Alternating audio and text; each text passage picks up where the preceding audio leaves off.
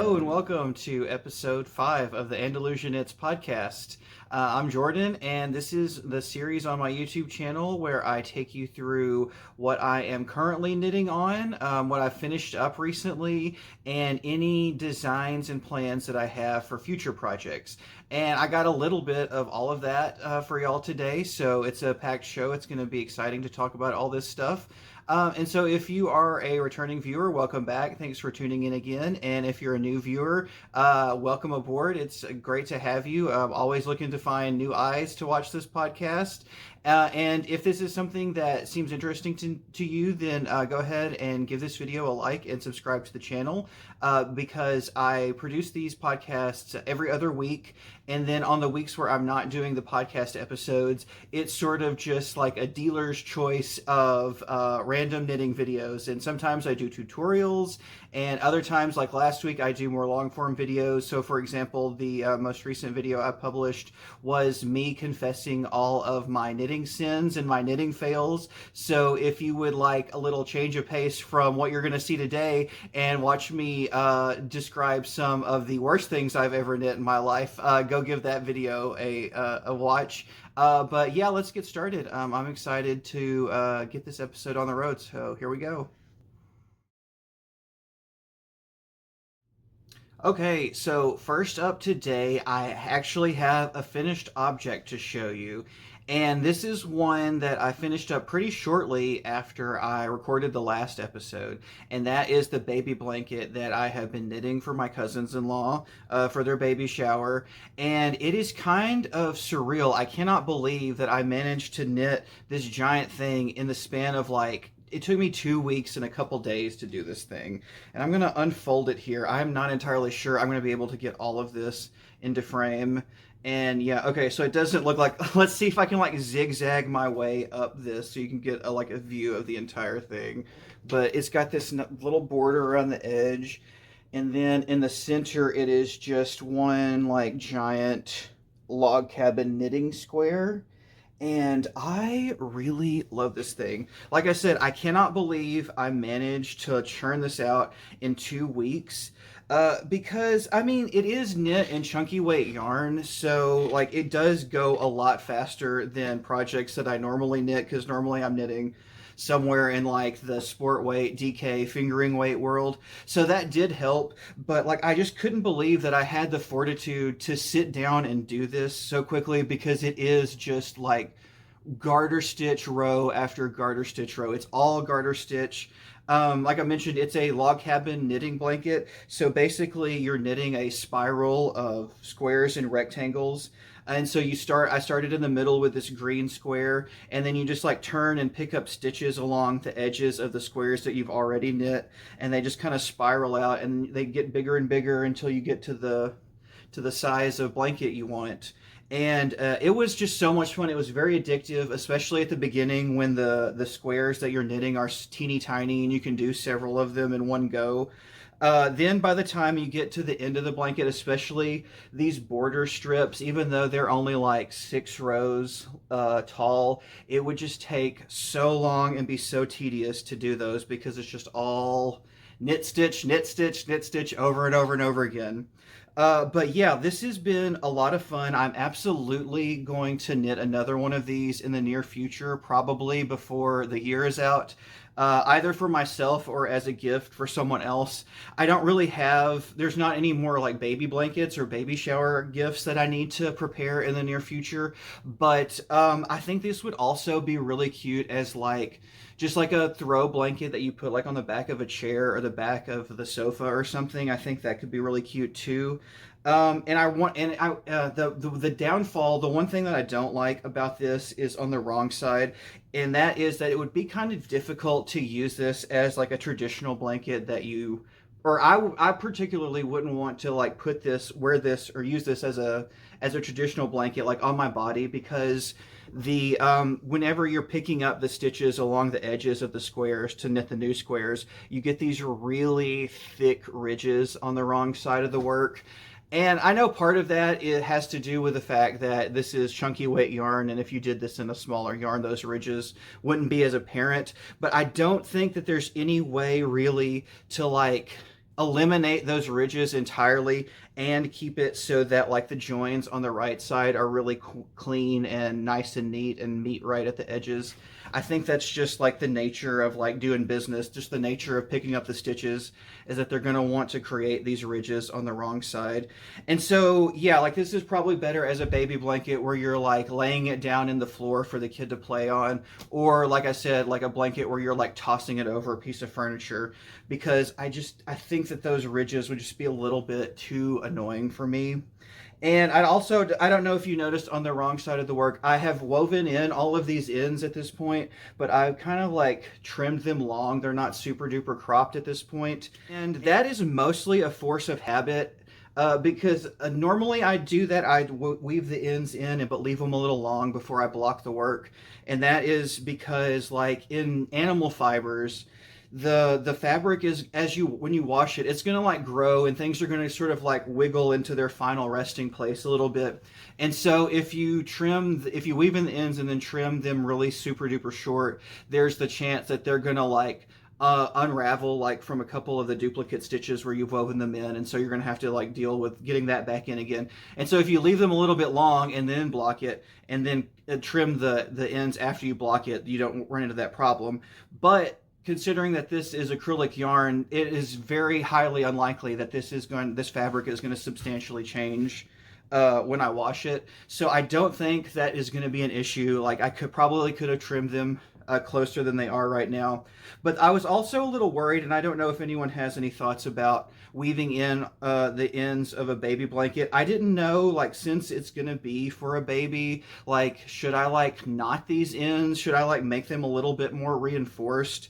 But in the small amount of research I did on this on Google, that did not seem to be like a thing that most people were concerned with. If anything, people said to just like maybe weave it in for a few more stitches or a few more inches than you normally would, but to treat them basically just the same. So I need to wash this just to see if the fabric is going to change at all. Like I said, it's probably not going to change substantially. And then yeah, trim up those ends, and this will be ready to go. Unfortunately, there's still several weeks before the baby shower. I really overestimated the amount of time I need to knit this blanket, but I would rather have it done ahead of schedule than have it done behind schedule. So that's fine. This thing can live in my closet until it is time to give it away, and hopefully when that time comes, I am actually able to give it away because it is just so super soft. And like I said, almost certainly going to be knitting another one of these in the near future for me or as a gift for somebody for Christmas, because this was a lot of fun and I really, really love the finished results. So next up we have the works in progress. And I got two of them today, and both of them are things that I've shown on the podcast previously, but some like new information has come up with them, so I wanted to still go ahead and talk about them a little bit today. And the first one I have is a second sample of the Ion Spark hat, which I designed and which is currently in its test knit, which is the first test knit that I have ever run or participated in my life. And so I knew that when the test knit began, I wanted to knit a second sample of this design, because the first one, I knit it to fit the pattern model, and I knit it in colors that I thought would photograph well and that would like be interesting for people. And I have no regrets on doing that. 100%. That the original sample is absolutely beautiful, but I wanted one that I could wear, and the thing does not fit my fat head, and the thing is not in colors that are particularly my style. So I wanted to do a second version that I would actually be excited to wear myself. And so I picked it's the same yarn brands. It's Machete Shop is in Dirty DK is this variegated contrast color, and then the gray is Hedgehog Fibers. But I went with different colorways, and so in the Machete Shop this time it is the Agatha colorway, which is this really cool, like it oscillates between like just like a complete, almost like a completely black or blue black color to this light sort of like ocean bluey green color. and it has just been working up so beautifully. I think I might actually like this colorway better than the original colorway I chose. Uh, and then the hedgehog fibers is like it's too. What is the color gray? I think this one is crystal and the original was cinder or something. I don't know. They were both like very similar grays, but I went with a slightly lighter gray this time just to really contrast with the darker like black blue color that you get in here. But yeah, I wanted to knit another sample as my test knitters were also working on theirs. And this test knit has been so fun so far. Everybody has been very helpful and very excited to work on this project. And as crazy as it is to say, the test knit runs for a full 5 weeks, but there is one guy who has already finished his sample or his version, and it was in less than a week. The guy was able to knit it faster than I was able to knit the original sample. And so, if you watched the last episode, the last podcast episode, I was talking about like trying to like really worrying about like figuring out exactly how long the test knit needed to be, and I didn't want people to feel rushed. And so it's like, all right, well, I'm gonna like quadruple the time it took for me to knit it, and surely that should be enough time. And clearly for this guy, it was he did not need quadruple the time. He did not even need the amount of time I took to knit it. I think that my sample I finished in like 8 or 9 days, and he had it cleanly out within like 6. Like it was not even a full week. The test is not even. We haven't even been going barely a week, and one of the testers is already done. So that is really cool. I feel very honored. To the best of my knowledge, this is the first time that someone has actually sat down and knit one of my patterns from start to finish. So that was very exciting and surreal and a little scary when he posted the finished result. I was like, the first time I saw it, I was like, I just threw the phone down. I was like, oh no, I'm too petrified. I can't reply to this. This is too much. This is too nice. But yeah, this has been great. A lot of like exciting firsts for me in terms of designing patterns. In running this test knit, and I'm excited to see what everyone else manages to get done as well. And hopefully, when I'm done with this work in progress, I'll have a version of the Ion Spark hat that I actually want to wear and that will actually fit my head. And next up in the works in progress, I've made a little bit of progress on the bottom of my yoke sweater. I've added a couple of stripes, I believe, since you last saw it, and I've blocked some of what I already had currently just to get a better idea of exactly how tall these stripes are. And if you've watched the last episode or the last couple episodes, you will know that I have had several like concerns about the construction of this, and namely that it's knit in just like plain stockinette, and I'm worried that when I get to the actual yoke shaping portion, I'm worried that whether I do those decreases in the wedge style or in the decrease round style, I'm worried that it's going to like draw attention to those decreases because they're going to be the leaning, lumpy, bumpy leaning decreases in a sea of just flat stockinette V's. And on that front, I have not really made any sort of progress in determining what to do. At this point, I am just going to go with my initial plan, which was to knit this as a bottom-up yoke sweater. And when I get to the yoke portion, if I don't look like how it's turning out, with the decreases surrounded by just the plain stockinette, then I can always like rip it back. And that's the one good thing about knitting a sweater from the bottom up as opposed to the top down, is that at this point, like with just the bottom of the sweater, this could be any sweater style I want. So if like like I said, if the yoke sweater thing doesn't work out, I can just rip back to the underarms and try again as a raglan, or try again as a set-in sleeve, or try again as a drop shoulder. Like literally, I can make this sweater anything I want. And so at this point, I'm still banking on yoke, but I know it's nice to know that there is like I have backup plans available to me if knitting it as a yoke is not working out. But that being said, that is one problem I have not solved yet, and now I have run into another one that is going to be more pressing sooner to me than what is the top of the sweater going to be. And that is the issue with the stripes and lining up the stripes on the body and the sleeves, because each of these stripes I have been knitting to be 20 rounds tall, just because I wanted like wide enough stripes that I could just do the the slipping the first stitch of the first round of the new color stripe and to do jogless stripes. I didn't want to have to do any like helical knitting or anything like that. And so like if you want to go the lazy way with jogless stripes, it's best to do like thick stripes because this way I just knit the first round in the new color and then slip the first stitch on the second round. And because I'm doing that so infrequently, I'm only ever doing that every 20 rounds. Like it doesn't really affect the texture of the fabric at all. But the issue is um, when I get to the length of the body that I want, which I'm getting close to, each of these stripes is approximately like 2 inches and some change tall. And so when I have 9 stripes, that should be right about the length of the body, or from the underarm to the bottom of the sweater that I want it to be. And the problem is when I knit the bottoms of the sleeves to the part where I join it with the yoke, like, are those stripes going to end on the same color and on the same row count as the body stripes have? And at this point, I don't know the answer to that, but I do have a potential solution. And the solution is that I'm going to go ahead and just let the body be what it wants to be. Like, let it be as long as it wants to be and do the full 20 rounds per stripe on this. And then I'm going to figure out exactly how many rows I have to knit on the sleeves to get from the bottom of the cuff to the point on the sleeve where you join with the body to do the yoke shaping.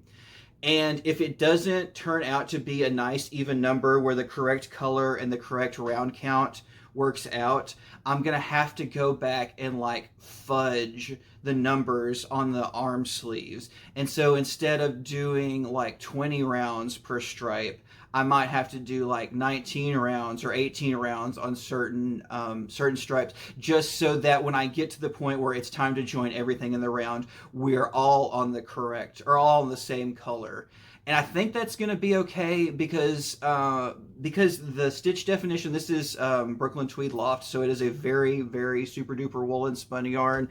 It's the stitch definition is like almost non-existent unless you are just like right up there on it looking at it. And so I think like fudging those round counts like by just 1 or 2 rounds, that should be okay. I'm just hoping that there's going to be enough rounds that I can fudge them all just slightly and get it to line up and without it being like super duper noticeable. Because like I said, like if you're doing like a 19 round stripe versus a 20 round stripe is going to be very difficult to tell the difference between, but it's going to be a lot more noticeable like a 20 round stripe versus a 15 round stripe. You know, at that point I think it would probably, you would start to notice a discrepancy in the how tall each of the stripes are. But yeah, that is something that unlike the what's going to happen when I get to the yoke shaping, I can just sort of just like, that's still a hypothetical problem at this point. I can keep pushing it off, but I'm getting close to completing the bottom of the body of the sweater, and I'm going to have to start the sleeves soon.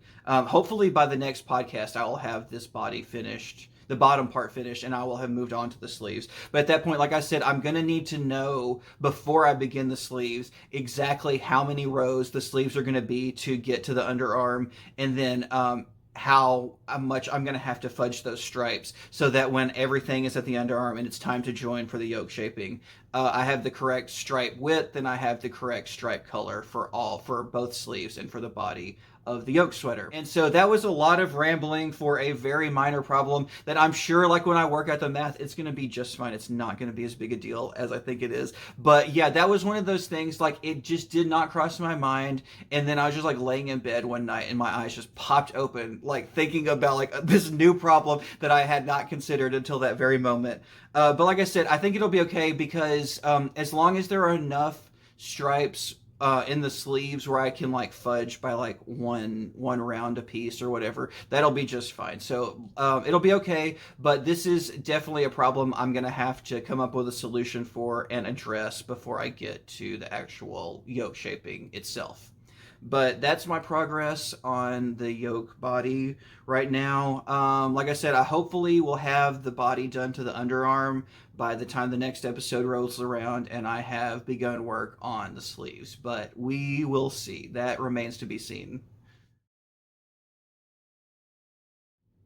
All right, so now we are moving on to the designs in progress. And this has not really ever been a section in the podcast so far that I have like divided out from the works in progress, but I thought it would be nice to go ahead and do that. And so the dividing line between the works in progress and the designs in progress is that the works in progress, I have begun work on the actual like finished object. Like it's obviously not finished yet, but like I'm knitting on the thing that is going to end up being the finished object.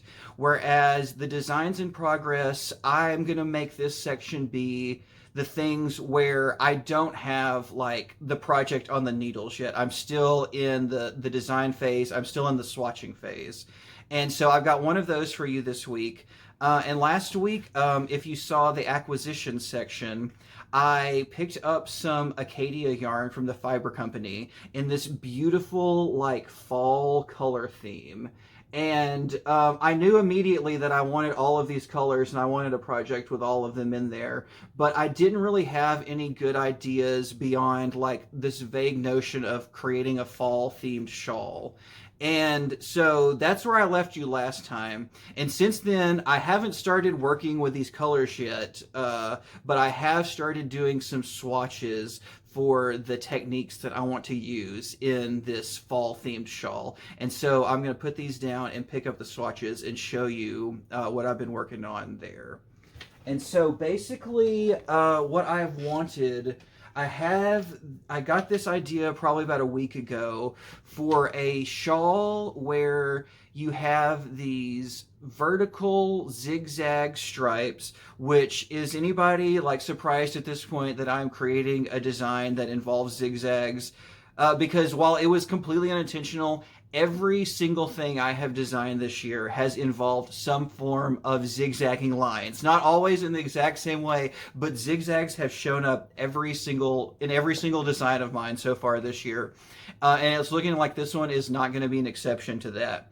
But basically, I wanted like two levels of zigzagging going on in this design. And so the first is going to be, like I said, the intarsia like zigzag color stripes going up the shawl. But then I also want to create like use decreases and increases at the edges of the shawl to shape the fabric so that it creates like this zigzag where it like leans out, it leans to one direction for a while and then leans to the other direction for a while. And so while the fabric itself is actually zigzagging. And so I've got a couple swatches here where I tried out those techniques, and I've had some success. I've still got some details to work out, but I'm very proud with what I've been able to like work out within like a week or so. And so here is a good example of like what I was imagining for the intarsia zigzag stripes. And so I tried a couple different related techniques here.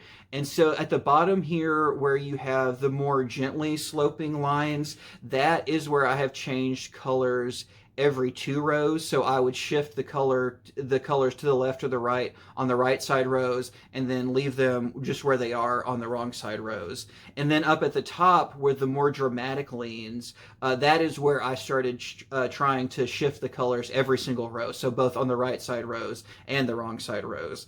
And I like that both of those like create to the eye very clean lines. Now, if you get up like super duper close with the 2 row shifts, you can kind of see that stair step motion. But like the further you pull back, it looks more like a clean like diagonal line as opposed to like that stair step motion. So I'm really pleased with the results I've been getting on the intarsia part of this. And then I've got another swatch here. And let's see if I can remember which side is up and which side is down, because I think this is how it's supposed to go. I've got a swatch here where I've been working more on like shaping the edges of the fabric itself to create this zigzag pattern. And like so far, like these results have not been like hard to do. Basically, you're like you've got an increase and a decrease on every right side row. Which will create these like leans in the different directions. But like I'm gonna have to like do some work in terms of figuring out the specific increases and the specific decreases, because when you get up and inspect really closely, you can see that some of the leans look a lot cleaner around the edges than the other ones do. And at this point, I'm not sure if that is just like the nature of the increases and the decreases, or if the actual like edging I'm doing is also having an effect. So what I would love to do is use this. I believe the technical term is this is edging is called an integrated I-cord, even though it is not an I-cord at all. I'm pretty sure it's just double knitting. It's the one where like on the right side row you like knit the first and the third stitch, and you like slip the second stitch but do the working yarn around it like you do in double knitting a lot, and then on the wrong side rows you do the opposite where you slip two stitches and knit the one in the middle. But like I said, I'm pretty sure I don't think this is an I-cord at all. I'm pretty sure this is double knitting. But ever since I found out about this edging, this has been my absolute favorite edging. It looks so visually nice, I think. But like I said, I'm not sure if it's having any impact on sort of like the messiness sometimes in the decreases and the increase sections. But I'm gonna have to do a little bit more work in terms of like fine tuning this technique. But I'm thrilled that like I was able to like get this to work even vaguely at all. Like I can't believe I was able to like zigzag the fabric that much, even at all. But now it's just going to be a matter of like fine tuning that sort of stuff. And ideally, hopefully, by the next podcast episode, this has turned from a design in progress into a work in progress. But we'll see. Like I said, it really depends on like how much success I have with like fine tuning and tweaking the technique that I came up with in this swatch here in terms of shaping the edge of the fabric. But yeah, I'm excited to see where this goes, and hopefully I've got more progress for y'all in the next episode.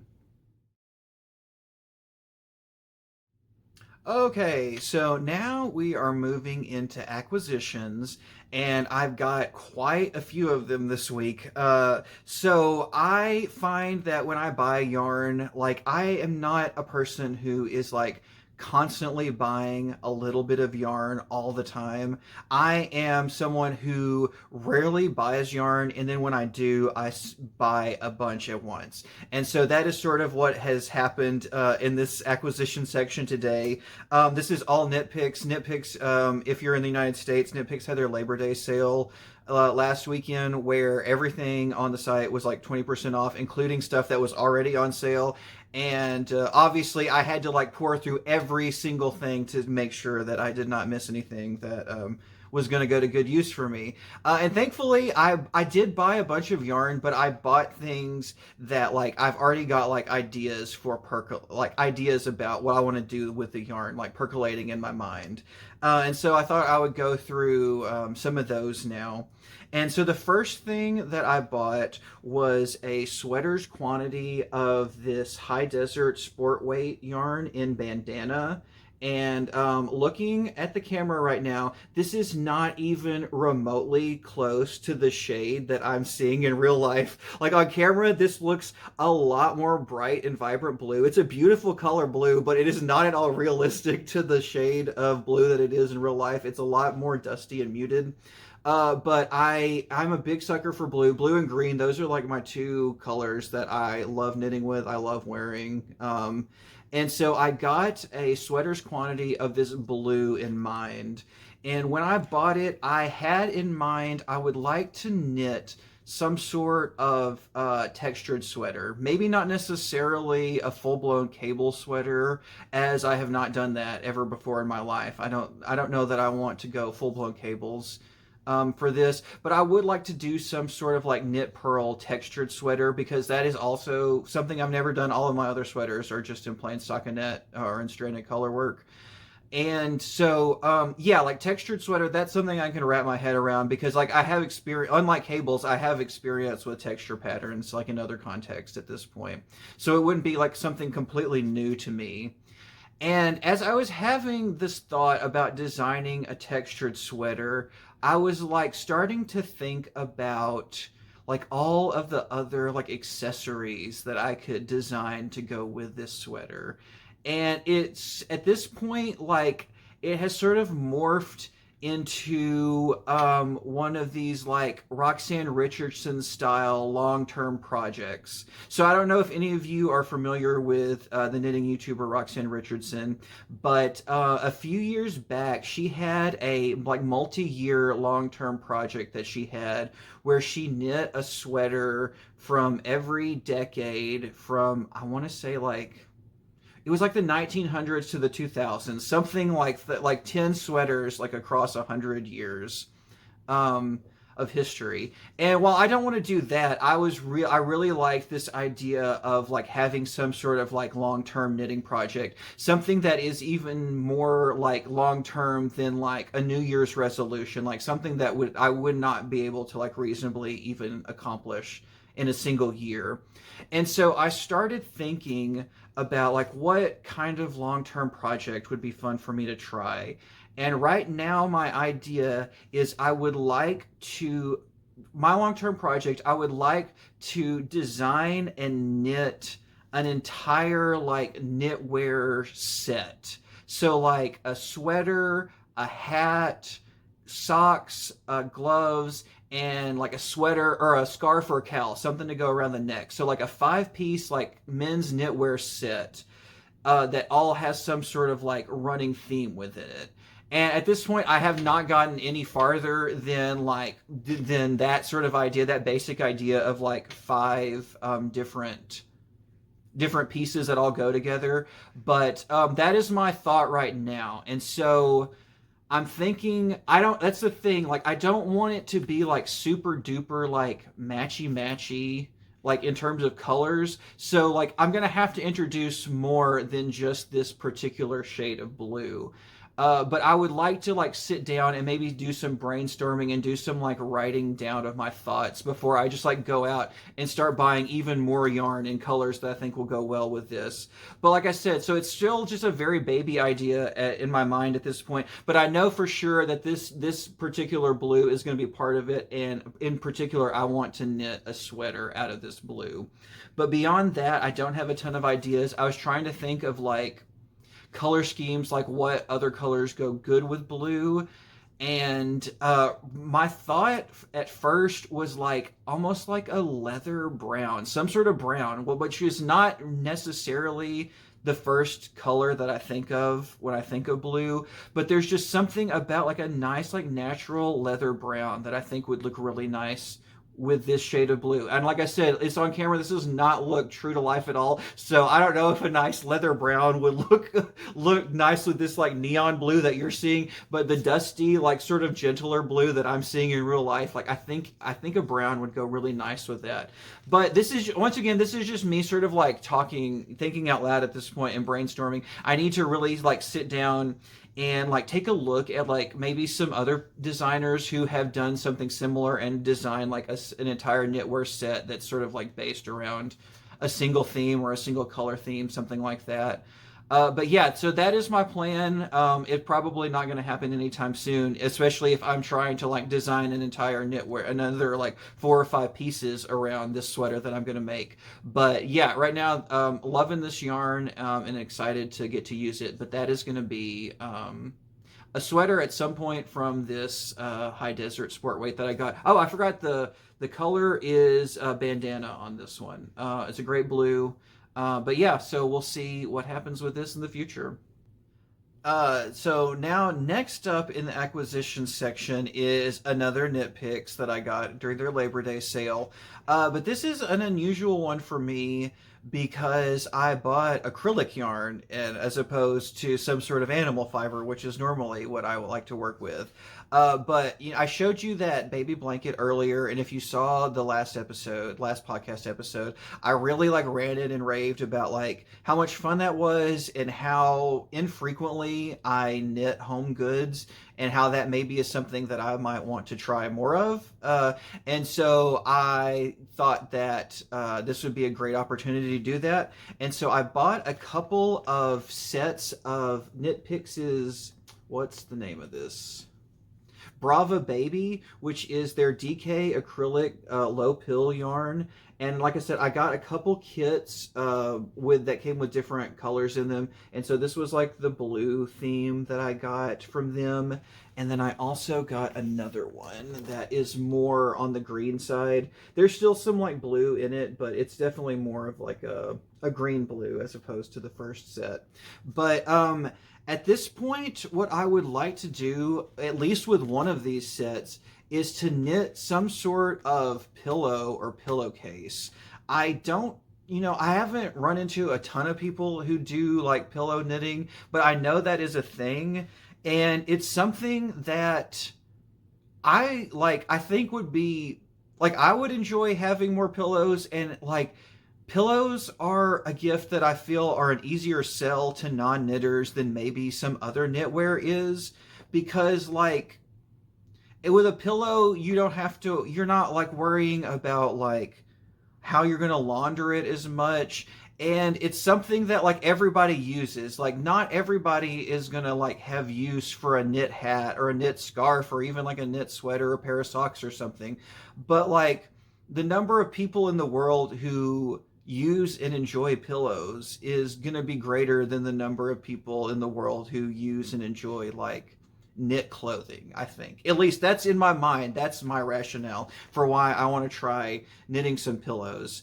But I have never done this before, and so I'm gonna have to do some Ravelry research. You know, normally like I'm definitely the kind of person who will kind of just like have like a half-baked idea and then sort of like trial and error my way through it until I get to like a result that I actually like. I think in this case though, I'm just going to do some Ravelry research and find some nice pillowcase designs that other people have already thought through and that I don't have to like worry about, like, you know, things like fatal flaws that I'm not thinking about. So like there's a lot of like pillow knitting questions in terms of like how you like construct and shape the fabric. Like how dense does a fabric need to be? Is this like an amigurumi thing where like you're gonna have to be knitting at a really dense gauge because you're gonna be like putting a pillow or pillow stuffing into this? There are just like a lot of like unanswered questions I have floating around in my head, and I think in, at least in this scenario, I would much rather just have somebody tell me what to do with this yarn as opposed to trying to figure out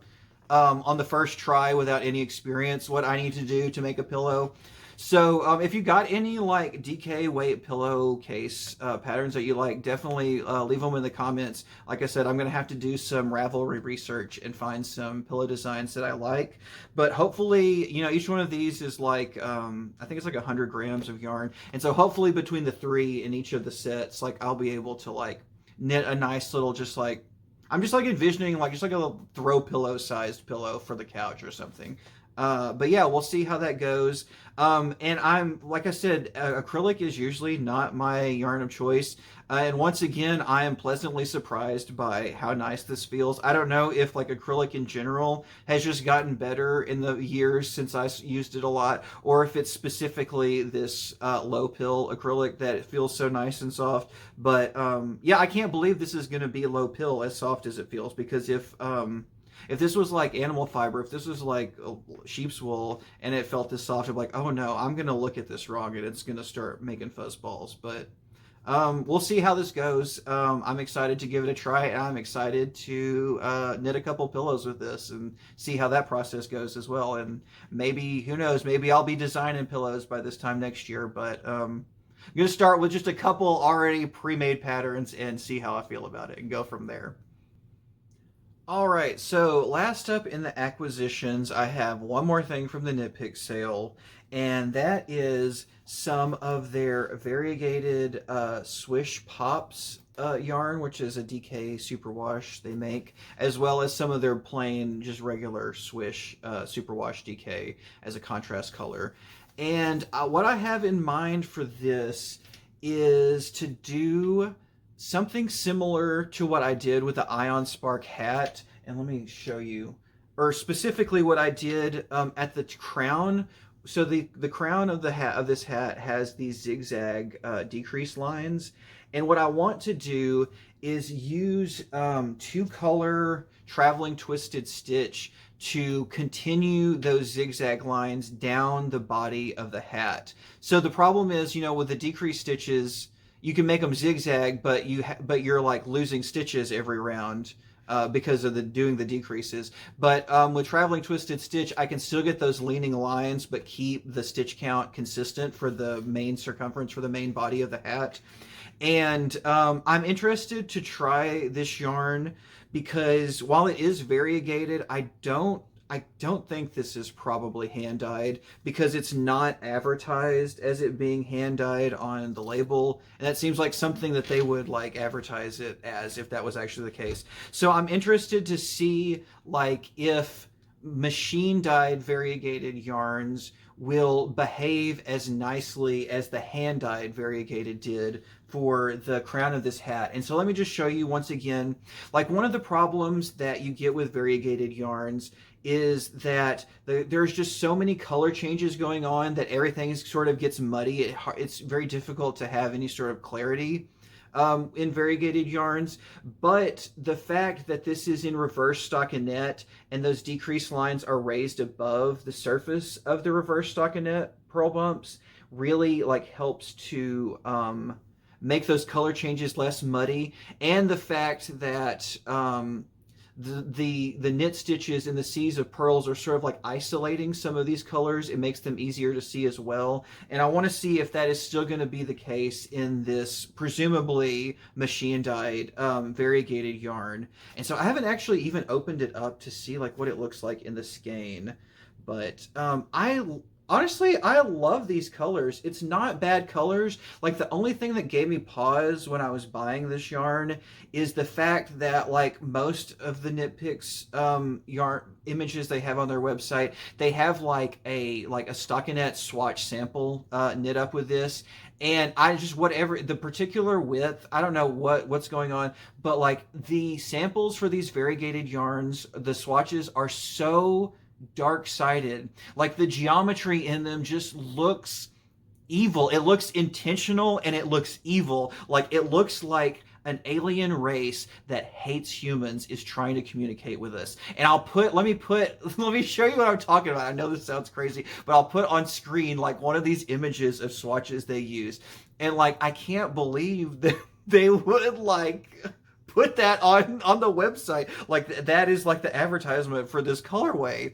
But it worked obviously on me. Like my morbid curiosity got the best of me, and I was like, okay, I think I can do something genuinely nice and cool looking with this variegated, but I also want to see if I can replicate this like evil swatch that they've knit with it as well. So we'll see. Like I'm excited to do the hat, but I'm also just excited to see if I can do this like crazy like angry looking swatch that they managed to knit up for this as well. But yeah, so that is the last of my acquisitions. Oh, I don't know if I showed you yet or on here yet, but I got a couple just like plain, just like gray, regular Swish DK, as well as sort of the contrast or the background color for this hat idea I have. But yeah, I'm excited to see what comes of that and if this yarn is as dark-sided as it looks on the Knit Picks website. All right, well, I think that's going to do it for this week. I believe I've hit everything so far. If you've made it all the way through the video, once again, thank you for watching.